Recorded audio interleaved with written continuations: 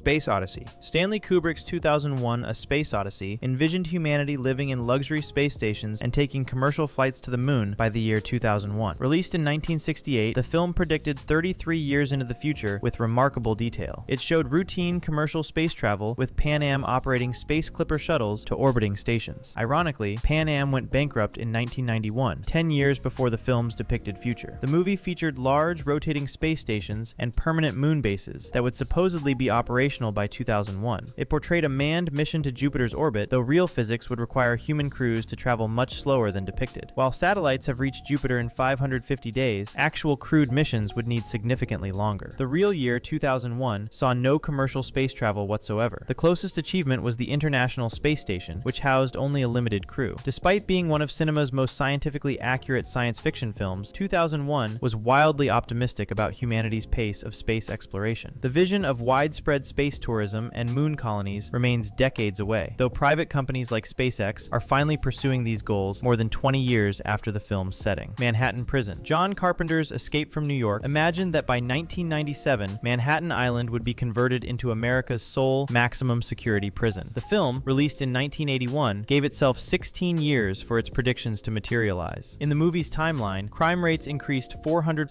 by 1988, leading to drastic measures. The entire island of Manhattan was walled off with a 50-foot containment wall starting that same year. All bridges were mined, the surrounding waters were electrified, and every prisoner received a life sentence with no possibility of release. The real 1997 looked nothing like this dystopian vision. New York was far from being a prison colony and was actually experiencing significant crime rate decreases. Crime in New York City peaked in the early 1990s and then dropped substantially throughout the decade. Manhattan real estate values were rising dramatically, not collapsing into lawless chaos. The film shows Snake Plissken landing his glider on top of the World Trade Center towers, landmarks that seemed permanent even in the most dystopian scenarios. The dark vision reflected genuine fears about American cities' futures, making the prediction seem plausible at the time. Instead, Manhattan did the opposite of what was predicted, becoming gentrified and transforming into one of the world's most expensive cities. Hoverboards. Back to the Future Part 2 promised that by October 21st, 2015, we would have hoverboards, flying cars, and self-lacing shoes. Released in 1989, the film depicted a date exactly 26 years in the future. It showed widespread flying cars as common transportation throughout Hill Valley. The movie featured working hoverboards that could float above the ground, though they notably didn't work over water. Self-drying jacket technology and automatic self-lacing Nike shoes were presented as everyday items. The film predicted that fax machines would still be the primary method of communication, completely missing the internet and smartphone revolution. It showed video calling via television screens, which was somewhat accurate, but it missed the concept of mobile video calls entirely. The movie predicted that USA Today would use drones for home delivery. Remarkably, the film correctly predicted the Cubs would play in the World Series, and they actually won in 2016, which was incredibly close timing. Nike did create limited edition self-lacing shoes called the Mag and Adapt between 2016 and 2019, but only as expensive collectibles. However, no flying cars existed commercially in 2015, despite decades of science fiction making this prediction. Multiple companies attempted hoverboard technology, but could only create magnetic levitation systems requiring special metallic surfaces. When 2015 arrived, social media exploded with comparisons between the film's predictions and reality. The movie got surprising details right, including wearable technology, video calls, three-dimensional movies, and biometric security, while completely missing the internet revolution that would reshape society. Flying cars remain science fiction's most consistently wrong prediction across multiple decades and countless films. Book burning. Fahrenheit 451 predicted that humanity would fight and win 2 atomic wars after 1990. Based on Ray Bradbury's 1953 novel, the 1966 film adaptation was directed by Francois Truffaut. Both the book and film state that society had started and won 2 atomic wars since 1990, though some editions reference 1960 or 2022 as the starting point for these conflicts. The story depicts a dystopian future where books are outlawed following atomic conflicts. In this world, the job of firemen has changed from putting out fires to burning books and the houses that contain them. The last nuclear weapons actually used in warfare were the 1945 bombings of Hiroshima and Nagasaki. No atomic wars have occurred since World War II ended. Nuclear weapons production became illegal under various international treaties signed by most nations. The Cold War ended in 1991 without any nuclear conflict ever taking place. Bradbury wrote the original novel during the McCarthy era. At the height of the 1950s, Red Scare and early atomic age fears. While the wars Bradbury predicted never happened, the novel accurately predicted earbuds, wall-sized televisions, and interactive entertainment systems. Bradbury himself said he was a preventer of futures, not a predictor, writing the book as a warning rather than a genuine forecast. Dark dystopia. Ridley Scott's Blade Runner imagined that November 2019 Los Angeles would be a dark, rain-soaked dystopia filled with bioengineered replicants and flying cars. Released in 1982, the film predicted 37 years into the future. It depicted bioengineered humanoid replicants, which were essentially organic androids, as being dangerous enough to society that special police units were needed to hunt them down. The movie showed flying police spinner vehicles as common transportation throughout the city. Los Angeles was portrayed as perpetually dark and rainy, a massively overpopulated megacity. The film presented extreme pollution, causing constant darkness even during daytime hours. It depicted off-world colonies already established on other planets. The real 2019 had no bioengineered humanoids whatsoever. While artificial intelligence exists, it's nowhere near the sophistication depicted in the film. Flying cars still don't exist commercially in any capacity. Los Angeles remains sunny and pleasant, not perpetually dark and rainy as the movie suggested. The bleak vision of 2019 reflected 1980s fears about technology, pollution, and unchecked corporate power. When the actual year 2019 arrived, the film became a major topic of discussion. Concerns about artificial intelligence and synthetic biology are more relevant than ever, just manifesting in different forms than Ridley Scott originally envisioned. Overcrowded Earth. Soylent Green predicted that by 2022, New York City would house 40 million people, surviving primarily on synthetic food wafers. Released in 1973 and based on Harry Harrison's 1966 novel Make Room, Make Room, the film predicted 49 years into the future. It depicted New York with 40 million residents, while the actual 2022 population was under 9 million people. The film shows 20 million unemployed people in Manhattan alone, which would represent an impossible unemployment rate. In reality, New York City's unemployment rate during 2022 ranged from over 7% early in the year to 5.2% by year's end. People were shown sleeping in stairwells, hallways, and streets due to extreme overcrowding that never materialized. The mysterious Soylent Green wafers were supposedly made from ocean plankton, but were actually manufactured from human corpses, revealed in the film's famous twist ending. In this depicted future, a jar of strawberry jam cost $150 due to severe food scarcity. Real beef was considered a luxury that only the ultra-rich could afford. The film was notably early in referencing the greenhouse effect, mentioning climate change before it became a mainstream concern. It showed Earth's oceans completely depleted of all life by 2022. Assisted ending of life, called Going Home, was presented as a normal, state-sponsored service. Despite being set in 2022, no computers, cell phones, or recognizable modern technology appeared in the film. The real 2022 saw world population reach 8 billion, but humanity was not facing the Malthusian catastrophe the film predicted.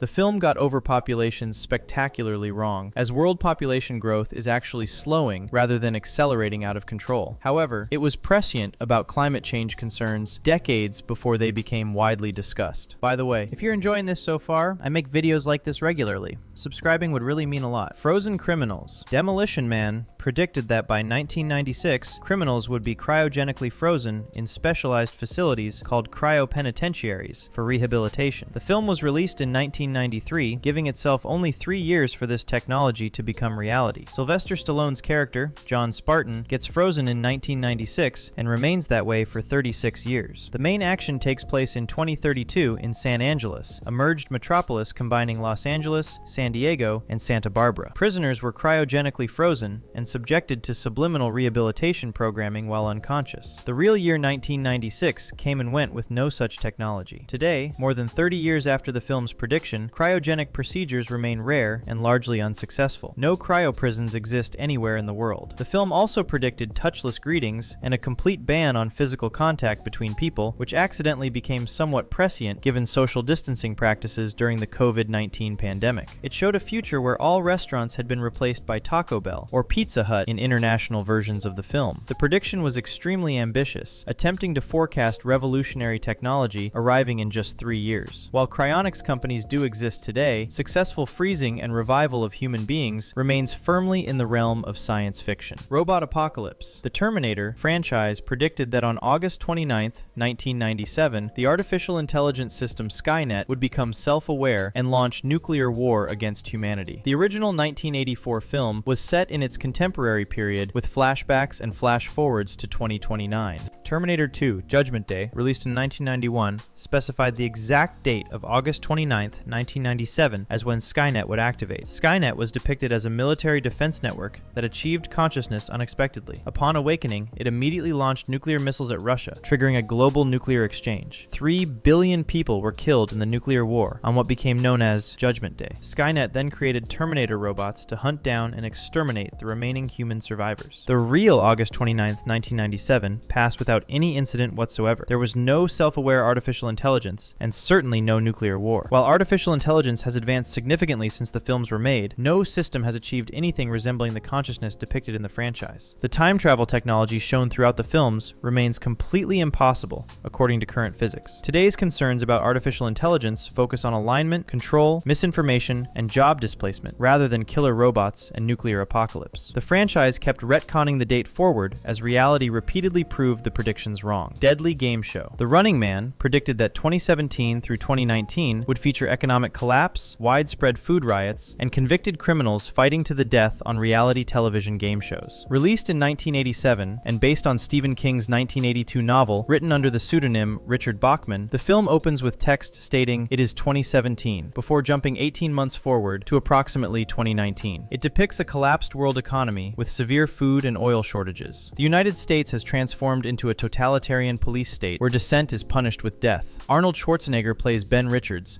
a helicopter pilot who is framed through carefully edited fake footage. He's forced to compete on The Running Man, a deadly game show where convicted criminals are hunted by professional assassins called stalkers. The film predicted the rise of reality television years before it actually happened. The movie showed something called the Infonet, which was a crude but recognizable prediction of the internet. It featured manipulated video footage used to control public opinion, essentially predicting modern deepfakes and video manipulation. The film's game show host was played by Richard Dawson, who was an actual game show host in real life, having hosted Family Feud. Jesse Ventura, who played Captain Freedom in the film, became governor of Minnesota from 1999 to 2003. Most remarkably, Schwarzenegger replaced Donald Trump as host of Celebrity Apprentice in January 2017, the exact year of the film's setting. While the economic collapse and food riots didn't materialize as depicted, the film proved eerily prescient about reality television's rise, fake news, video manipulation, and the merger of entertainment and politics. Screenwriter Steven D'Souza later called himself accidentally prescient about how much the film got right. Vampire Takeover. Daybreakers predicted that by 2019, vampires would become the dominant species on Earth and humans would be farmed for their blood. The film was released in 2009, giving itself a 10-year prediction window. In the movie's world, a vampire plague has turned most of humanity into vampires. The remaining humans are hunted down and farmed in facilities for their blood supply. A blood shortage threatens to cause vampire civilization to completely collapse. The real year 2019 arrived with vampires remaining firmly in the realm of fiction. Humans remained the only sapient species on the planet. No vampire plague occurred, and no blood farming facilities were constructed. While this ranks among the more absurd predictions on this list, the film used its vampire premise to explore themes of resource depletion and class divide. The coincidental timing of its 2019 setting overlapped with several other films that chose the same year for their futuristic scenarios. Wasteland Australia. Mad Max predicted that by 1985, Australia would descend into a lawless post-apocalyptic wasteland following a catastrophic oil crisis. Released in 1979, the film set its apocalypse only 6 years in the future. It was written by George Miller and James McCausland, directly following the 1973 oil crisis that hit both the United States and Australia hard. The Saudi Arabian oil embargo of 1973 created genuine panic and violence. The film depicts complete societal collapse due to oil shortages and resource wars. Roving gangs of violent criminals terrorize what remains of civilization. The main force patrol, a barely functioning police force, struggles to maintain any semblance of order. The real year 1985 saw none of this dystopian chaos. There was no societal collapse whatsoever. Gas stations continued operating normally throughout Australia and worldwide. The oil crisis did not lead to any kind of apocalyptic wasteland scenario. The writers witnessed actual violence during Australian queues for gasoline and extrapolated the worst possible scenario. The choice to set the apocalypse only 6 years away shows how immediate and serious the threat felt to people living through the oil crisis. While oil concerns persist today and resource wars remain a geopolitical reality, society adapted rather than collapsed. The film's cultural impact and influence on the action genre far exceeded its predictive accuracy. Time travel. Time Cop predicted that by 2004, humanity would have mastered time travel and created a specialized police force to regulate it. Released in 1994, the film gave itself only 10 years for this revolutionary technology to be invented and implemented. Jean-Claude Van Damme plays a time-traveling police officer working for the Time Enforcement Commission. The film opens in 1994, showing showing the early development of time travel technology. By 2004, the technology is so advanced that an entire government agency exists solely to prevent time crimes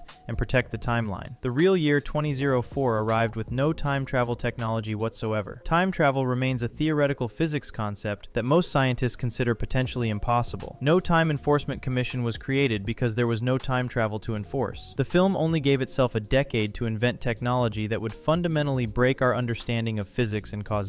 The sheer ambition of predicting time travel in just 10 years demonstrates how science fiction sometimes loses touch with realistic technological progression. Future comedy. The 1930 musical comedy Just Imagine predicted that by 1980, people would have numbers instead of names, and babies would be born from vending machines. Released in 1930, the film predicted 50 years into the future, making it one of Hollywood's earliest attempts at depicting a futuristic society. It depicted the year 1980 as a world where people were identified by alphanumeric codes like LN18 and J21 rather than traditional names. Airplanes had completely replaced cars as the primary mode of transportation. People consumed pills instead of eating actual food or drinking beverages. Babies were manufactured and dispensed from vending machines rather than being born naturally. The real year 1980 looked nothing like this vision. People still had normal names. Cars remained the dominant form of transportation while airplanes served as long-distance travel options. Food consumption remained entirely normal, with pills not replacing actual meals. Babies were still born biologically through natural reproduction. As a 1930 musical comedy, Just Imagine represents early Hollywood's wildly speculative attempts at futurism. The 50-year prediction window seemed vast at the time, yet the film still managed to get virtually everything wrong. Just Imagine serves as a reminder that Hollywood has been getting the future wrong for nearly a century, making these predictive failures a long-standing tradition in science fiction cinema. If you found this interesting, subscribe so you never miss new content. Thanks for watching.